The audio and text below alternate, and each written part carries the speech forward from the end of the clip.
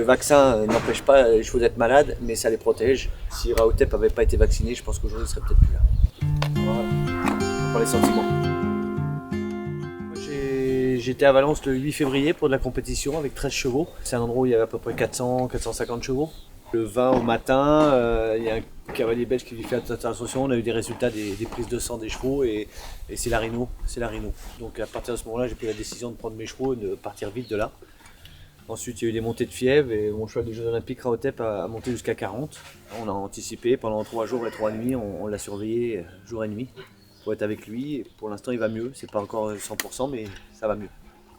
C'est un virus qui se transmet par voie respiratoire. Alors les symptômes les plus courants, les plus fréquents, ça va être une petite atteinte respiratoire, donc de la toux, de la fièvre. Pour une petite fraction de ces chevaux-là, le virus va passer dans le sang de façon très significative et va venir se loger vers d'autres organes, et en particulier au niveau des nerfs.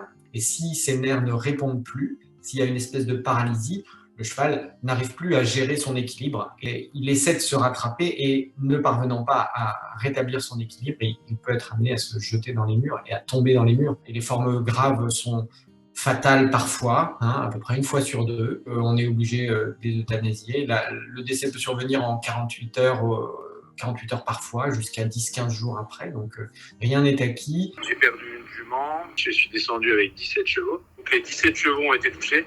On a encore 3 chevaux en clinique en amélioration, donc ça c'est plutôt bien. Vraiment, il y a une souche qui est pas normale, qui a muté probablement et qui a transformé cette forme nerveuse en forme nerveuse extrêmement agressive. Les vétérinaires n'ont jamais vu ça, à tel point qu'ils ont arrêté partout en Europe pour l'instant tous les concours hippiques, tous les rassemblements de chevaux. Ils demandent à tout le monde de rester à la maison. Là, le protocole sanitaire, déjà, c'est d'isoler les chevaux sains des chevaux encore contagieux et d'effectuer une quarantaine, que ce soit sur place, que ce soit ailleurs, c'est pas bouger, protéger. Et puis, comme le Covid, c'est un virus, donc il ne faut pas l'empêcher de passer là où il ne faut pas. On n'a pas de vrai traitement efficace pour lutter contre les virus. Donc on met en place avant tout des traitements de confort, des anti-inflammatoires qui permettent de gérer la température, voilà, tout ce qui permet d'éviter que l'organisme ne se dégrade, donc de l'héparine, de l'aspirine, tout un tas de cocktails de vitamines. Le vrai danger maintenant, il va être que le virus ne revienne pas avec les chevaux et ne dissémine pas autour des écuries dans lesquelles les chevaux vont rentrer.